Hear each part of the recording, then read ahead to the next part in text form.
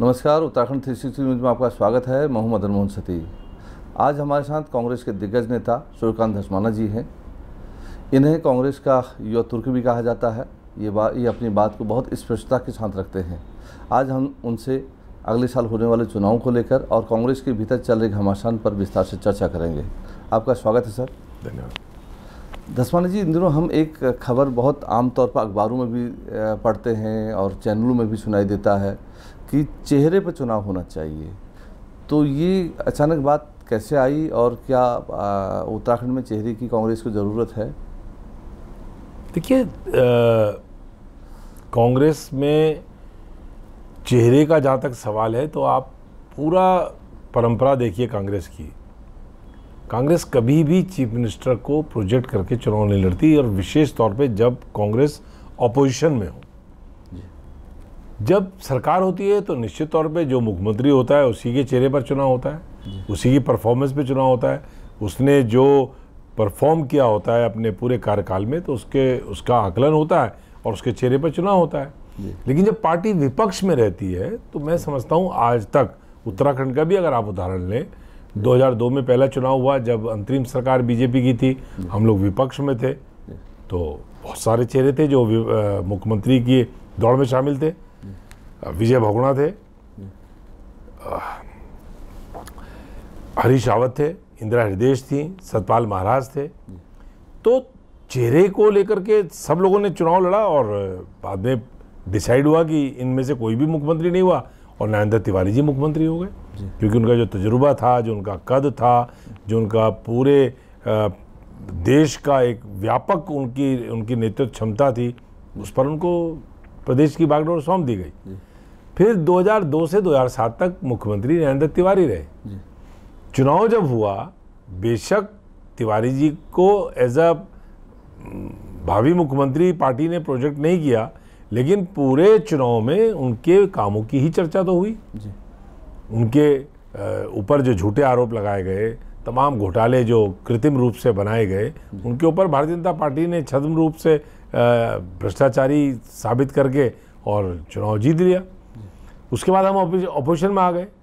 हमने 2007 से लेकर के और 2012 तक विपक्ष की भूमिका निभाई, और जब विपक्ष की भूमिका निभा रहे थे तब भी सतपाल महाराज हमारी पार्टी में थे, तब भी विजय बहुगुणा हमारी पार्टी में थे, तब हमारे यहाँ हरीश रावत जी थे, इंदिरा हृदय जी थी, यशपाल आर्य प्रदेश अध्यक्ष थे और जिनको दलित चेहरा माना जाता था मुख्यमंत्री के लिए। लेकिन चेहरा पार्टी ने डिक्लेयर नहीं किया। पार्टी ने सामूहिक नेतृत्व में चुनाव लड़ा, और सामूहिक नेतृत्व में जब चुनाव लड़ा तो चुनाव जीता, और उसके बाद पार्टी ने तय किया कि विजय बहुगुणा मुख्यमंत्री बनेंगे। फिर विजय बहुगुणा 2 साल मुख्यमंत्री रहे। उसके बाद परिस्थितियां ऐसी हुई कि मुख्यमंत्री बदला और हरीश रावत जी मुख्यमंत्री हो गए। हरीश रावत जी के नेतृत्व में 2.5 साल के करीब सरकार चली। बीच में वो एपिसोड भी हुआ जब सरकार को गिराने की साजिश रची गई। पार्टी ने लड़ाई लड़ी, पार्टी के कार्यकर्ताओं ने लड़ाई लड़ी, और कोर्ट के माध्यम से दोबारा से हरीश रावत जी की सरकार स्थापित हुई। उन्होंने फिर 1 साल का कार्यकाल अपना पूरा किया। कार्यकाल पूरा करने के बाद जब चुनाव हुआ तो वो हरीश रावत जी के चेहरे पर लड़ा गया, क्योंकि वो मुख्यमंत्री थे। अब उनकी जो परफॉर्मेंस थी 2.5 साल 3 साल, उसके ऊपर ही तो सारे चुनाव का पूरा भारतीय जनता पार्टी का जो फोकस था, जितने भी आरोप थे, जितने भी एलिगेशंस थे, तो वो सरकार के ऊपर थे। और हमने जो चुनाव लड़ा, हमारे जो परफॉर्मेंस थी हरीश रावत जी की, उसके ऊपर हमने चुनाव लड़ा, तो चेहरा था, हरीश रावत जी चेहरा थे। लेकिन उसके बाद जो नतीजा आया उसमें हम लोग 11 विधायकों में सिमट गए, और पूरे 20 वर्षों में जितना मतलब लो में पहुंच सकते थे, जितना नीचे पहुंच सकते थे, हम लोग पहुंच गए, और पार्टी 11 विधायकों के साथ ऑपोजिशन में आ गई। अब 11 के साथ ऑपोजिशन में आई तो 2017 से लेकर के अब 2021 आ गया है। हमने जो विपक्ष की भूमिका निभाई, तो श्री प्रीतम सिंह अध्यक्ष हैं, उनके नेतृत्व में हमने पार्टी ने संघर्ष किया। डॉक्टर इंदिरा हृदय ऑपोजिशन में लीडर है, ऑपोजिशन लीडर के रूप में उन्होंने अपना विधानसभा के अंदर परफॉर्म किया। हरीश रावत जी हमारे पूर्व मुख्यमंत्री हैं और राष्ट्रीय महासचिव भी हैं, पंजाब के प्रभारी भी हैं, वो भी अपनी भूमिका जहां आवश्यकता पड़ती है वहां वो निभाते रहते हैं। इसी प्रकार से और भी नेता हैं, सेकंड लाइन लीडर्स हैं। सवाल ये है कि अब जब हम ऑपोजिशन में हैं तो हम सरकार की परफॉर्मेंस तो गिना नहीं सकते। जी। तो हमको अब चुनाव तो लड़ना है एज ऑपोजिशन, तो ऑपोजिशन में चेहरा यूनाइटेड पार्टी ही होता है। अब हमारी जैसी राष्ट्रीय पार्टी और बीजेपी जैसी राष्ट्रीय पार्टियों में मुख्यमंत्री कैसे तय होता है वो सब जानते हैं। लेकिन अब अगर चेहरे की बात हो रही है तो चेहरा कलेक्टिव भी तो हो सकता है, एक आदमी को ही चेहरा कैसे बना सकते हैं? भाई सबकी पसंद तो एक व्यक्ति नहीं हो सकता, और सबकी पसंद है भी नहीं एक व्यक्ति पार्टी के अंदर। एक व्यक्ति कोई ऐसा लीडर नहीं है जो आजाद शत्रु हो, जिसका कोई किसी प्रकार का सब लोग पसंद करते हो, उसी के नेतृत्व में चुनाव हो जाए, ऐसा तो है नहीं। तो चेहरे की बात करना ऐसे मौके पर जब जनता राज्य में भारतीय जनता पार्टी की सरकार से छुटकारा चाह रही है। कल हमारी 14 तारीख को पहली जन आक्रोश रैली थी। 7 जन आक्रोश रैलियां प्रीतम सिंह जी ने घोषित की हैं, पीसीसी ने घोषित की हैं।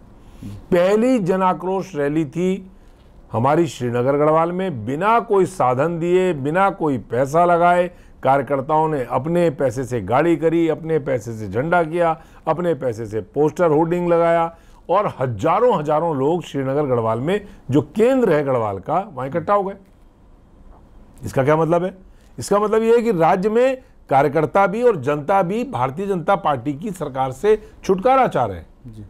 अब ऐसे मौके पर अगर हम चेहरे की रट लगाना शुरू कर देंगे और कोई विवाद पैदा कर देंगे, तो मैं समझता हूं कि कांग्रेस का सत्ता में आने का रास्ता रोकने का इंतजाम हम लोग कर रहे हैं। इससे कोई फायदा होने वाला नहीं।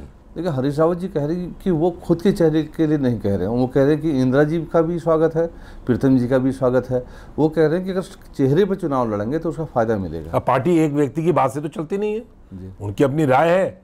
अखिल भारतीय कांग्रेस कमेटी के राष्ट्रीय महासचिव हैं, वो सीडब्ल्यूसी के मेंबर हैं। उनको ट्विटर के माध्यम से, मीडिया के माध्यम से, अखबार के माध्यम से, फेसबुक के माध्यम से बेहतर जो रास्ता है वो ये है कि सीडब्ल्यूसी में इस बात को रखें और वहां से तय करवा के ले आएं। जो तय हो जाएगा चेहरा, जो सोनिया जी, राहुल जी, हमारी पार्टी का राष्ट्रीय हाईकमान जो तय कर देगा, उसके पीछे हम चल पड़ेंगे। तो ये तय ट्विटर में कहाँ होता है? ये फेसबुक में कहाँ तय होता है? या अखबार में इंटरव्यू देने से कहाँ तय होता है? अब आपको मैं इंटरव्यू देने लगूं और पार्टी की जो इंटरनल पॉलिसीज मैटर हैं, उस पॉलिसी मैटर को मैं आपसे डिस्कस करूं तो कोई फायदा नहीं है। पॉलिसी मैटर तो अगर तय होना है कहीं, तो जो हाईएस्ट बॉडी है, and CWC is the highest body, is the member of the CWC, is the general secretary of the party, तो वो उसमें तय करवा लाए। हमको कहाँ आपत्ति है? वो अपना नाम तय करवाएं, अपनी पसंद का किसी व्यक्ति का नाम तय करवाएं। लेकिन मैं समझता हूँ पार्टी का हित इसमें है कि आज जो जनता का मन है, जनता की जो भावना है, उसको हम समझें। कार्यकर्ता जो पिछले 4 साल से बेइज्जत हो रहा है, कार्यकर्ता जो 4 साल से भुगत रहा है इस राज्य में। आप कल्पना कर सकते हैं कि राज्य में 4 साल में त्रिवेंद्र सरकार ने 2 बार विधानसभाओं की समीक्षा करी, 70 की 70, लेकिन उस 70 में 11 उन विधानसभाओं की समीक्षा नहीं करी जहां कांग्रेस के एमएलए थे। क्या कभी ऐसा हुआ? नरेंद्र तिवारी चीफ मिनिस्टर थे, कोश्यारी जी बीमार हो गए, एयरलिफ्ट करवा करके दिल्ली ले गए, सारा बिल सरकार ने पे किया। वो नेता विपक्ष थे। राज्य के अंदर जो भी विधायक उनके पास जाता था विधायक निधि के लिए, अपने मुख्यमंत्री विवेकाधीन कोष के लिए, कभी उन्होंने किसी को मना नहीं किया। कोई विकास का काम रहा हो, मैं तो उस समय एनसीपी का अध्यक्ष था, मैं कांग्रेस में नहीं था, मैंने जितनी सड़कें कही, मैंने जितने काम कहे, उन्होंने काम किए। तो सरकार पूरे प्रदेश की होती है, पार्टी की नहीं होती। जब तक वो पार्टी है तब तक ठीक है, लेकिन जब सरकार बन गई, जनता ने चुन लिया, तो वो सबकी सरकार है। लेकिन भारतीय जनता पार्टी की 4 साल की सरकार में गजब ये हुआ कि जहां जहां कांग्रेस के विधायक हैं, उन जगहों की समीक्षा ही मुख्यमंत्री ने नहीं करी। तो राज्य में अगर इस प्रकार का सौतेला व्यवहार दिख रहा है आपको, राज्य में कांग्रेस के कार्यकर्ताओं को चुन चुन करके उनके खिलाफ मुकदमे कायम किए गए। हमारे खिलाफ पूरे कोविड काल में मैं पहला व्यक्ति था पूरे उत्तर भारत में जिसको 28 दिन क्वारंटीन कर दिया, फॉर नो कोई ऑफेंस नहीं मेरा। केवल मेरा अपराध ये था कि मैं दून अस्पताल जाकर के ये व्यवस्था चेक कर रहा था कि कोविड से लड़ने की सरकार की और स्वास्थ्य विभाग की क्या तैयारी है। उनको अच्छा नहीं लगा, उन्होंने कहा तो हमें तंग करेगा। सीधा जिलाधिकारी का आदेश आ गया कि सरकार ने कहा है कि क्वारंटीन करो। लोगों को 14-14 दिन क्वारंटीन किया, मुझे 28 दिन क्वारंटीन कर दिया। कांग्रेस के कार्यकर्ताओं का जो अपमान, जो ह्यूमिलिएशन इन 4 वर्षों में हुआ है, अगर पार्टी का कोई नेता इसको महसूस नहीं करेगा तो कोई पूर्व मुख्यमंत्री होगा या पार्टी का प्रदेश अध्यक्ष होगा या पार्टी का बड़ा नेता होगा, उसको तो माना कोई तकलीफ नहीं हो रही है, लेकिन ग्राउंड स्तर का जो कार्यकर्ता है, ग्रास रूट का जो कार्यकर्ता है, उसका जो अपमान हो रहा है, उसको जो धक्के खाने पड़ रहे हैं, उसकी जिलाधिकारी बात नहीं सुन रहा है, उसकी बीडीओ बात नहीं सुन रही है। कल हम श्रीनगर में थे तो पाबो की ब्लॉक प्रमुख, उसने बताया कि पिछले 4 वर्षों में मेरा काम ही नहीं हुआ, कोई डीपीआरओ काम ही नहीं करने दे रहा है। इस प्रकार से पूरे राज्य भर में कांग्रेस के कार्यकर्ताओं का अपमान, और आम जनता जो त्राहिमाम कर रही है, जो तमाम समस्याओं से जूझ रही है, उसकी पीड़ा अगर हमें नहीं दिख रही है, और हम केवल इसलिए कि कुर्सी तय कर दें पहले, कांग्रेस की लड़ाई कुर्सी की नहीं होनी चाहिए। हम कुर्सी की लड़ाई अगर लड़ेंगे तो जनता समझेगी कि ये कुर्सी की लड़ाई लड़ रहे हैं। हमें तो सत्ता इसलिए चाहिए कि हम राज्य की उन तमाम सवालों पर जनता की सेवा करना चाहते हैं जिस पर बीजेपी नहीं कर पाई। जी। अच्छा, अभी हमने कुछ दिन पहले कुछ बीजेपी नेताओं से जब हम बातचीत कर रहे थे तो उनका कहना था कि प्रदेश में कांग्रेस का जो है संगठन है वो है ही नहीं, बहुत कमज़ोर है। अब देखिए, हम तो चाहते हैं वो इस खुशफहमी में रहें कि हमारा संगठन ना समझे कि नहीं है। हम चाहते हैं कि वो समझते रहें, लेकिन अगर हमारा संगठन नहीं होता तो कल आप आज सारे अखबारों की आज हेडलाइंस पढ़ लीजिए गढ़वाल के। आज आप कोई भी समाचार पत्र उठा लीजिए, सारे समाचार पत्रों में कल की रैली के बारे में क्या लोगों की राय है वो आप पढ़ लीजिए। संगठन नहीं होता तो कहाँ से लोग आते? तो कांग्रेस तो एक आंदोलन है, ये तो बात सच है कि कांग्रेस एक देश की आज़ादी के आंदोलन से उपजा हुआ संगठन है। तो इसमें बहुत बड़ी संख्या में लोग रहते हैं, हर विचारधारा के लोग रहते हैं। यहाँ पर टांगे के घोड़े की तरह नहीं है कि चमड़ा लगा करके एक तरफ देखो।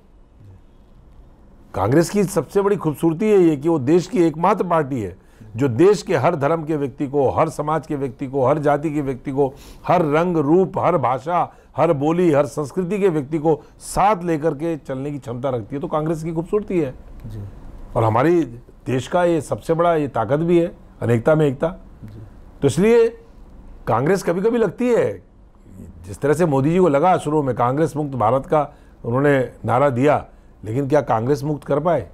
कांग्रेस तो आत्मा है इस देश की जी।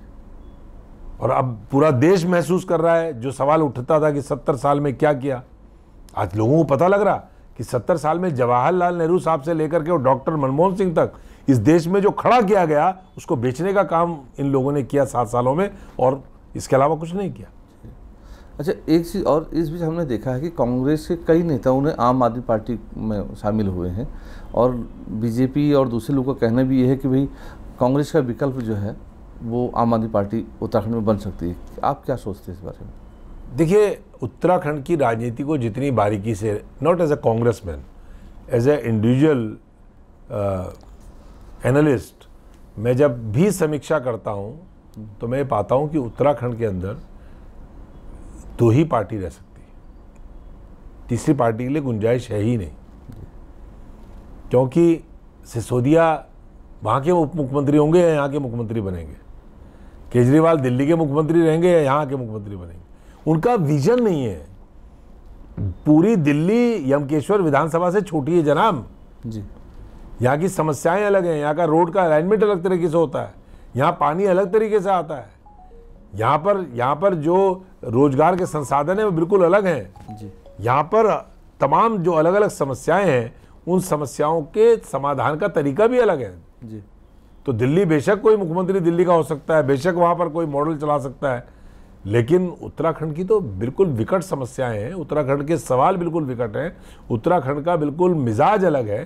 तो इसलिए उत्तराखंड के अंदर तो ये 2 ही पार्टियां हैं जी। और भारतीय जनता पार्टी जितना हमें कमजोर समझे, हम तो खुश हैं इस बात से, हमें कोई दिक्कत नहीं है। लेकिन कांग्रेस का कोई भी महत्वपूर्ण नेता, कोई भी जनाधार वाला नेता, कोई भी ऐसा नेता जिसकी पहचान हो समाज में, सोसाइटी में, मासेज में, आप एक भी गया हो तो बता दें नाम उसका। अच्छा, एक चीज़ मैंने और देखी है, जैसे चुनाव आते हैं, चुनाव से कुछ समय पहले, 2-3 महीने पहले या 6 महीने पहले या 8 महीने पहले, गैरसैंण और दूसरा पलायन, ये 2 मुद्दे उछलने लगते हैं। सच बात है। आजकल फिर ये चर्चा हो रही है। देखिए, गैरसैंण जो है 2000 से लेकर के जब से राज्य बना और 2012 तक आप विश्लेषण करिए, वो बिल्कुल फोकस से हट गया था। पहली बार गैरसैंण फोकस में आया 2012 में जब कांग्रेस की सरकार बनी जी। और सरकार बनते ही कांग्रेस ने गैरसैंण में तंबू लगा करके कैबिनेट करी, तंबू लगा करके विधानसभा का सत्र किया, उसके बाद वहाँ पर शिलान्यास किया विधान भवन का। उसके बाद जितना आपको इंफ्रास्ट्रक्चर आज दिख रहा है वहाँ पे, वो सब कांग्रेस का बनाया हुआ है। भारतीय जनता पार्टी ने तो एक ईंट भी वही नहीं लगी। हालत ये थी कि जब पिछले साल सत्र किया इन्होंने मार्च के महीने में, तो त्रिवेंद्र जी को ठंड लग गई और भाग के आ गए सब लोग वापस, क्योंकि खिड़कियां नहीं थी वहां पे। हवा इतनी तेज चलती है गैरसैंण में कि बैठ ही नहीं पाए वहां पे, सरकार बैठ ही नहीं पाई। इसलिए गैरसैंण जो है, हमने कांग्रेस ने पॉलिटिकली नहीं, पॉलिटिकली अगर हम लेते तो आपको मैं बताना चाहता हूं कि 2012 में जब तंबू में कैबिनेट हुई, तंबू में विधानसभा हुई, फिर जगह का चयन हुआ, उसके बाद स्थानीय निकाय के चुनाव हुए और स्थानीय निकाय के चुनाव में गैरसैंण का जो नगर पंचायत है उसका पहली बार गठन हुआ, और पहली बार गठन होने के बाद जो चुनाव हुआ, कांग्रेस का वहां पे प्रत्याशी चौथे नंबर पे आया। लेकिन हमने इस बात को अदरवाइज नहीं लिया, और उसके बाद गैरसैंण में शिलान्यास हुआ, गैरसैंण में विधान भवन बना, गैरसैंण में सचिवालय बना, सारा इंफ्रास्ट्रक्चर बना, और उसके बाद गैरसैंण जिस सूरत में आज है वो सब कांग्रेस की देन है। हाँ, भारतीय जनता पार्टी गैरसैंण को कैपिटलाइज करना चाहती थी, और वो वैसे ही हुआ जैसा किसी घर में शादी हुई, लड़की पसंद हुई, लड़का पसंद हुआ, फिर शादी हो गई, फिर बच्चा हो गया 9 महीने बाद, और उसके बाद पड़ोसी ने आकर के नामकरण कर दिया उसका, और हो गया तो बच्चा मेरा है जी। तो क्या बच्चा उसका हो जाएगा? हमने तंबू में कैबिनेट करी, तंबू में विधानसभा करी, शिलान्यास किया, विधान भवन बनाया, सचिवालय बनाया, सारा इंफ्रास्ट्रक्चर बनाया, और उसके बाद त्रिवेंद्र जी ने आकर के कह दिया कि साहब ग्रीष्मकालीन राजधानी होगी जी। और ग्रीष्मकालीन राजधानी घोषित करने के बाद 1 साल तक 4 मार्च 2020 को उन्होंने ग्रीष्मकालीन राजधानी घोषित की थी, और 4 मार्च 2021 तक एक बार भी त्रिवेंद्र सिंह रावत वहां पर जाकर के नहीं बैठे। उनके चीफ सेक्रेटरी नहीं बैठे, उनके कोई सेक्रेटरी नहीं बैठे। वो हेल्थ के भी मिनिस्टर थे, वो पीडब्ल्यूडी के भी मिनिस्टर थे, वो राजस्व के भी मंत्री थे, वो फाइनेंस के भी मिनिस्टर थे। किसी सचिव को बोलते जाकर के बैठो भाई, पहाड़ के हिसाब से सोचो जरा हेल्थ में क्या होना चाहिए, पहाड़ के हिसाब से सोचो जरा पीडब्ल्यूडी में क्या होना चाहिए, पहाड़ के हिसाब से सोचो जरा कि यहाँ पे राजस्व कलेक्शन का क्या नया स्रोत हो सकता है। एक भी सेक्रेटरी, चीफ सेक्रेटरी की तो बात छोड़ दी। तो आपने ग्रीष्मकालीन राजधानी केवल नामकरण कर दिया और आप कहें कि ये हमारा है, हमने करा। तो जनता जानती है ये बात। अच्छा, अभी कुछ दिन पहले जब त्रिवेंद्र जी थे, अब तो वो बदल गए हैं, उन्होंने जाते जाते एक कमिश्नरी भी गैरसैंण को घोषित कर दिया। देखिए, मैं कभी भी व्यक्तिगत टिप्पणियां नहीं करता, लेकिन मैं इस बात पे जरूर कहना चाहता हूं कि कम से कम राज्य का मुख्यमंत्री जो बने उसको ये तो पता होना चाहिए कि कमिश्नर कहाँ बैठेगा। जो मंडल मुख्यालय होगा पहले वो जिला मुख्यालय तो होगा। Gairsain is not a district. Gairsain Karnaprayag में आता है विधानसभा में, और कर्णप्रयाग विधानसभा चमोली जिले में आती है। तो आपने गैरसैंण मंडल उसको घोषित कर दिया, हेडक्वार्टर घोषित कर दिया। अब जब जिला हेडक्वार्टर ही नहीं है वहां, तो कमिश्नरी हेडक्वार्टर कैसे होगा? और दूसरी बात कि आपने कमिश्नरी हेडक्वार्टर डिक्लेयर किया उसको, आप पहले तो उसको जिला बनाते, उसके बाद उसको कमिश्नरी बनाते, नंबर 1। नंबर 2, आपको ये पता होना चाहिए कि पौड़ी जब से राज्य बना तब से लेकर अब तक मुख्यमंत्री का गृह जनपद है पौड़ी। और आपको आश्चर्य होगा कि 30 दिन में से 29 दिन वहाँ कमिश्नर नहीं बैठते, वहाँ डीआईजी नहीं बैठते, वो सब देहरादून बैठते हैं। तो पहले तो आप अपनी कमिश्नरी को आबाद कर देते, एक आदेश कर देते कि कमिश्नर ही रहेगा, उसके ऊपर 15 विभाग और उसको नहीं दिए जाएंगे, चाहे वो गढ़वाल का हो चाहे वो कुमाऊं का हो। वो इंडिपेंडेंट कमिश्नर होते हैं, और कमिश्नर बड़ा इंपॉर्टेंट होता है। कमिश्नरी की जितनी मंडलीय जितनी अधिकारी होते हैं उनकी बैठक लेता है, उनका वो चेयरमैन होता है। तो बिना सोचे समझे, बिना थॉट प्रोसेस के वो किए आप अगर इस तरह के निर्णय करेंगे तो वही होगा जो आपके साथ हुआ। बड़े बेआबरू होके तेरे कूचे से हम निकले। अब आप कह रहे देवस्थानम बोर्ड, उस पर पुनर्विचार होगा।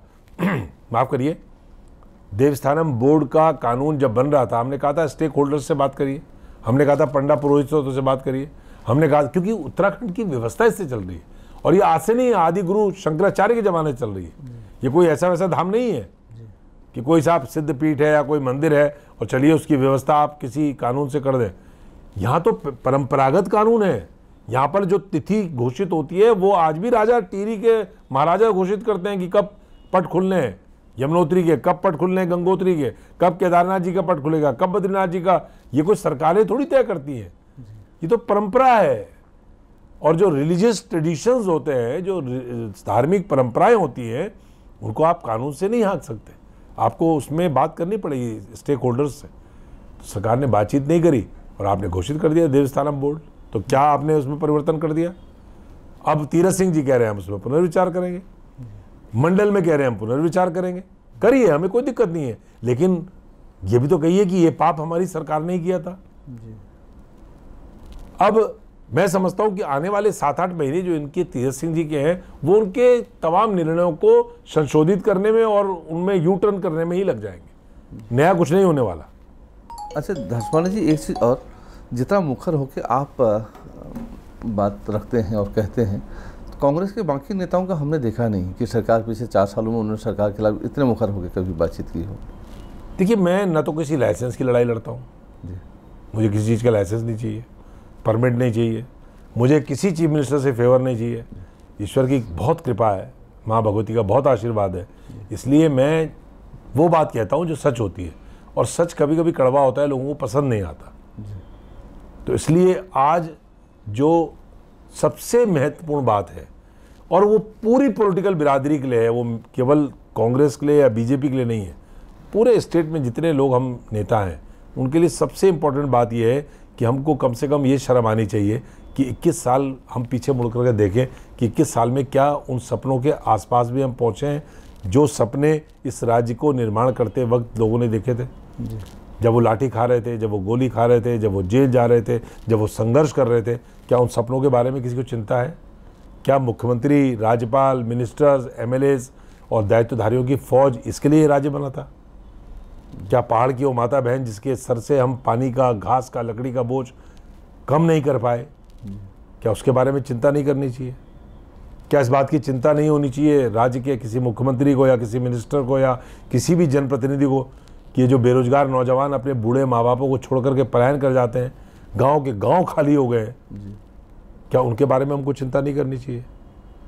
राज्य में हमको क्या शर्म से डूब नहीं मरना चाहिए कि उत्तराखंड के सबसे बड़े देहरादून के सरकारी अस्पताल दून हॉस्पिटल में एक महिला उत्तरकाशी की, वो जमीन पर 1 सप्ताह लेटी रहती है, गर्भवती महिला, उसको बेड नहीं मिल पाता और जच्चा और बच्चा दोनों मर जाते हैं जब प्रसव होता है। क्या ये विषय नहीं है? और क्या इन पर हम अपनी जबान बंद रखें केवल इसलिए कि हमको वोट मिल जाए, हमको सत्ता मिल जाए किसी भी तरह?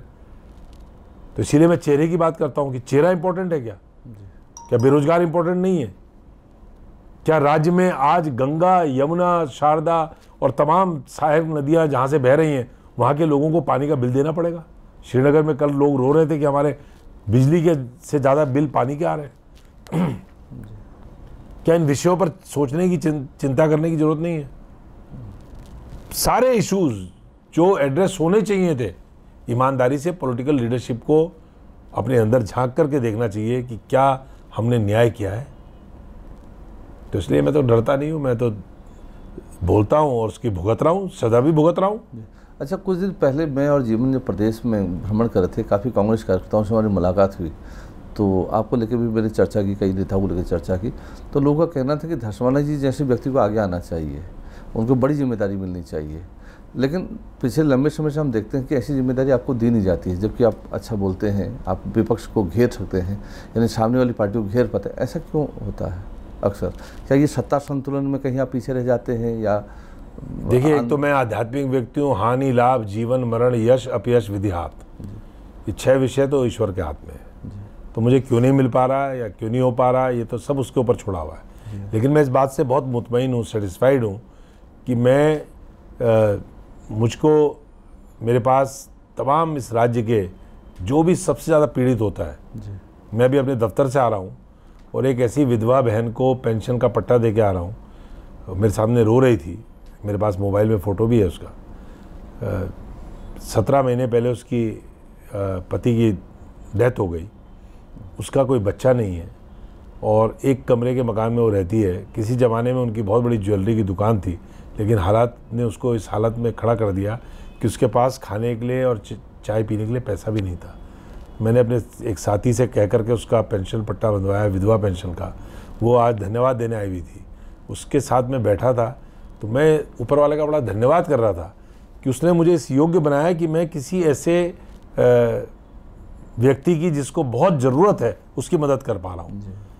तो इसलिए मुझे इस बात की चिंता नहीं होती कि विधायक नहीं बना, सांसद नहीं बना, मिनिस्टर नहीं बना, हमारे सामने कैसे कैसे बन गए, उसकी हमें कोई किसी से पूर्वाग्रह भी नहीं है, किसी से ईर्ष्या भी नहीं है, जलन भी नहीं है, क्योंकि ये सब विषय तो ऊपर वाले के हाथ में उसने तय करना है और जनता जिस दिन उचित समझेगी उस दिन चुन करके भेज देगी। मुझे तो बहुत मौके मिले कि पीछे के दरवाजे से मैं बन जाऊं, लेकिन मैं हेमवती नंदन बोगड़ा जी का शिष्य हूँ। उन्होंने एक बार कहा था कि मैं जनता से चुन करके आना पसंद करूंगा, कभी पीछे के दरवाजे से। एक बार उनको राज्यसभा भेजने का प्रपोजल चौधरी चरण सिंह साहब ने दिया कि उत्तर प्रदेश से आपको राज्यसभा भेजते हैं, बोगड़ा जी ने मना कर दिया। उन्होंने कहा नहीं, मैं पीछे के दरवाजे से नहीं आऊँगा। और मैं उन्हीं गुरु का शिष्य हूँ। हमने जीवन में कभी भी, मुझे बहुत मौके मिले। मुझे 25 साल की उम्र में तो मुलायम सिंह जी उत्तर प्रदेश में मंत्री का दर्जा दे करके दायित्वधारी बना रहे थे, मैंने हाथ जोड़ दिए, मना कर दिया। मुझे बोगड़ा जी का वही डायलॉग याद आया। बहुत सारे अवसर मिले और उत्तर प्रदेश की बात कर रहा हूँ, ये तो उत्तराखंड है, छोटा सा राज्य। तो इसलिए इस बात की कभी मुझे कोई परेशानी नहीं है, लेकिन ये जरूर चाहता हूँ कि कभी भी ताकत मिले तो उससे सेवा कर पाए, उससे लोगों का भला कर पाए। किस लिए मिनिस्टर बनना है, किस लिए अकूत संपत्ति अर्जित करने के लिए? बड़े बड़े महल अट्टालिकाएँ कहाँ जाएंगी? कोरोना ने दिखा तो दिया आदमी की हैसियत। बड़े बड़े जहाज खड़े हो गए, बड़े बड़ी गाड़ियाँ खड़ी हो गई, आदमी हिल भी नहीं पाया। तो ये जो भी हमारा, मैं अपना बचपन से, जब से मैंने छात्र राजनीति में कदम रखा उस दिन से लेके आज तक मेरा पॉलिटिक्स से एक मिशन है, और वो मिशन है कि मैं जो भी पावर आए, पावर चाहता है आदमी, हम पावर चाहते हैं, ऐसा नहीं है कि पावर नहीं चाहते। ये झूठ होगा अगर हम कहेंगे कि हम ताकत नहीं चाहते, लेकिन ताकत किस लिए चाहते हैं ये बड़ा इंपॉर्टेंट फैक्टर।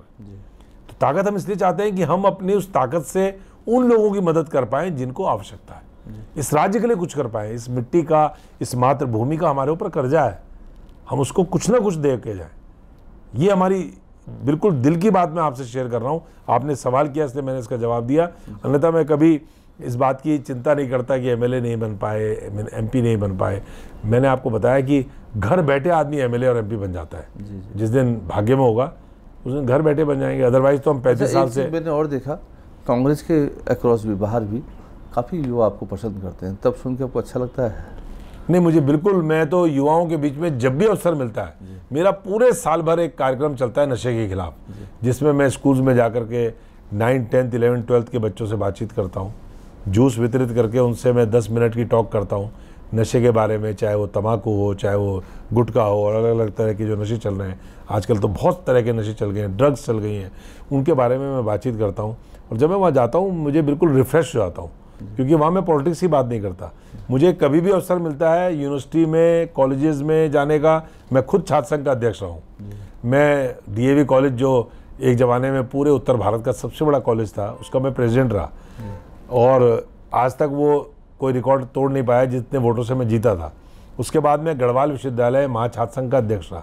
तो छात्रों में, नौजवानों में मेरा मूवमेंट, आज भी मेरे साथ जितनी टीम रहती है उसमें ज़्यादातर लड़के रहते हैं, नौजवान रहते हैं, बुजुर्ग लोग भी रहते हैं, लेकिन ज़्यादातर नौजवान रहते हैं। और उनके साथ मेरा हमेशा जो उनसे संबंध रहा है, मेरे साथ जितने भी नौजवान रहते हैं, मैं कभी उनको राजनीतिक रूप से इस्तेमाल नहीं करता, मैं उनको परिवार के रूप से, छोटे भाइयों के रूप से इस तरह से लेता हूँ। क्योंकि अब तो मेरा बेटा ही इकोनॉमिक्स ऑनर्स कर रहा है, तो जो लड़के नौजवान आते हैं उनसे मेरी जो बातचीत रहती है, उनको हमेशा कोशिश रहती है कि स्ट्रगल करने के साथ साथ उनके भविष्य, उनका कैरियर, उसके बारे में भी हम चिंता करें। केवल नारे लगाने के लिए नौजवान नहीं चाहिए। मुझे एक बार याद भी है, जब हरीश राव जी सीएम थे तो झुग्गी झोपड़ी वालों के लिए आपने कोई कार्यक्रम, मतलब उन्हें उस कॉलोनी को पक्की करने के लिए शायद आप लड़ रहे थे। देहरादून में बहुत सारी मलिन बस्तियाँ हैं, 200 के करीब मलिन बस्तियाँ हैं, और मेरा 90 के दशक से कॉलेज की पॉलिटिक्स से बाहर जब मैं आया मेन स्ट्रीम पॉलिटिक्स में, तो मेरा सौभाग्य है कि सबसे पहले मैं उन्हीं के बीच में गया, गरीबों के बीच में, मलिन बस्तियों के बीच में। और ये स्थिति एक ज़माने में थी कि मलिन बस्ती में बिना हमारे कोई घुस भी नहीं सकता था। मलिन बस्तियों में मैंने बहुत काम किया, वहाँ के लोगों का आज भी मेरे से बहुत जुड़ाव है। जब हरीश रावत जी चीफ मिनिस्टर थे तो मलिन बस्तियों के बारे में सरकार ने, क्योंकि कांग्रेस पार्टी ने 2012 में वादा किया था कि हम सरकार में आएंगे तो इनको नियमित करेंगे, रेगुलराइज करेंगे, और जब सरकार बनी तो उसके बाद उनके ऊपर बुलडोजर चलने लगा। तो जब बुलडोजर चलने लगा तो मैंने कॉल दी, और कॉल मैंने दी गरीब रैली की। गरीब रैली की जब कॉल दी तो मुझे मेरे पार्टी के प्रदेश अध्यक्ष ने नोटिस दे दिया जी, वो याद है मुझे। हाँ, और कहा कि आप पार्टी विरोधी काम कर रहे हैं, सरकार के खिलाफ आप रैली निकाल रहे हैं।